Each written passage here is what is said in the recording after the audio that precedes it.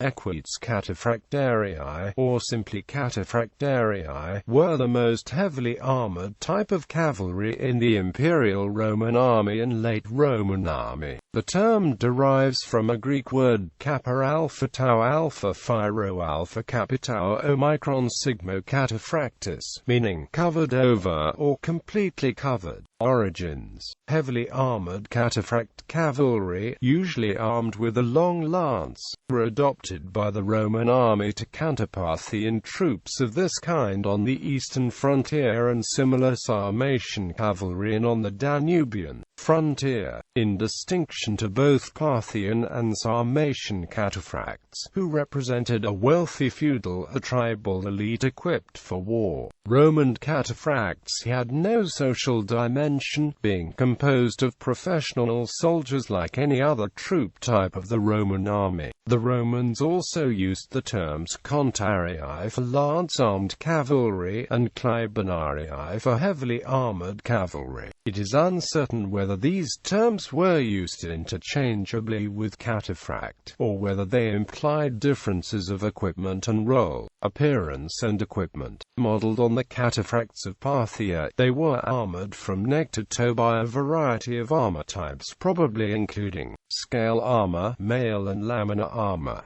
A number of descriptions indicate that helmets with visors shaped like human faces were worn. However, a graffito from the Roman frontier fortress of Dura Europos shows a cataphract wearing a conical helmet with a face covering mail of entel. They were normally armed with a contis, a long lance held in both hands. However, the name of one unit, Equites sagatarii clibanarii, implies that these troops carried bows instead of, or in addition to, the contis. As a secondary weapon they were armed with swords.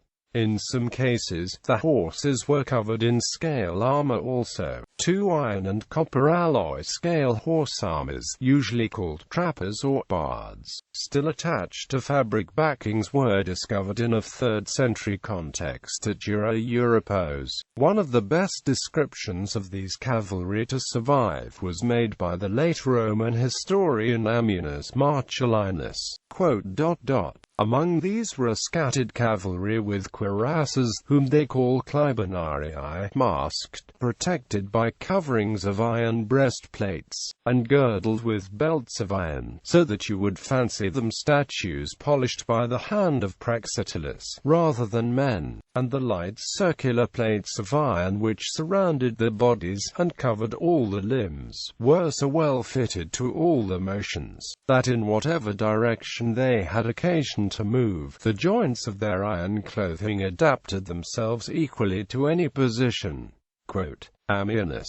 Also the Emperor Julian the Apostate made a detailed description. Your cavalry was almost unlimited in numbers, and they all sat the horses like statues, while the limbs were fitted with armor that followed closely the outline of the human form. It covers the arms from wrist to elbow and thence to the shoulder, while a cuirass made of small pieces protects the shoulders, back and breast. The head and face are covered by a metal mask which makes its wearer look like a glittering statue, for not even the thighs and legs and the very ends of the feet lack this armor. It is attached to the cuirass by fine chain armor like a web, so that no part of the body is visible and uncovered, for this woven covering protects the hands as well, and is so flexible that the wearers can bend even the fingers. Julian, Orations on Panegyric of Constantius, 37d. Battlefield role and limitations.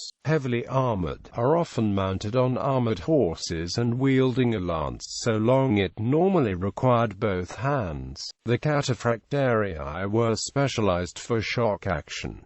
They have been likened to the tank of the ancient world. Their armor enabled them to attack enemy infantry and cavalry with confidence and virtually ignore missile fire. However, the armor was heavy and both soldier and mount could tire quickly in battle, and therefore become vulnerable to counterattack. In particular, horse armor prevented the horse from cooling itself effectively by sweating, therefore heat exhaustion could be a great problem, especially in hot climates. Cataphracts needed to maintain a close and ordered formation to be effective, and the flanks were particularly vulnerable to attack. If the formation became broken, individual cataphracts could be attacked by lighter armed troops with relative ease. At the Battle of Turin, the Emperor Constantine I destroyed a numerous force of enemy cataphracts. He maneuvered his army in such a way that his more lightly armored and mobile cavalry were able to charge in on the exposed flanks of the cataphracts.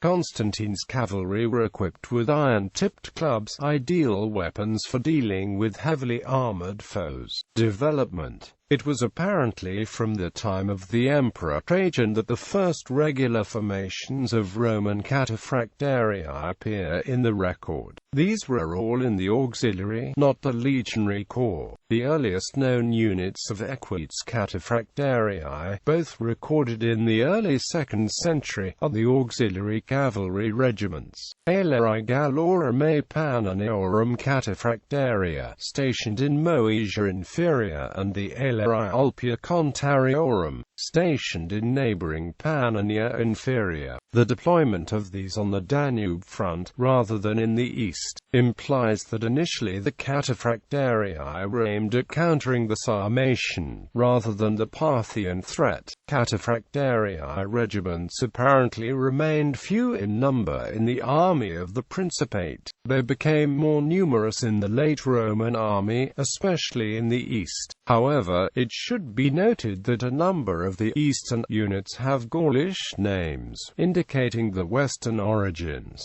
19 units are recorded in the Notitia Dignitatum, of which one was an elite Scaula regiment of Imperial Horse Guards. All but 2 of the rest belonged to the Comitatus, with the minority rated as elite Palatini troops. There was just 1 regiment of cataphract horse archers.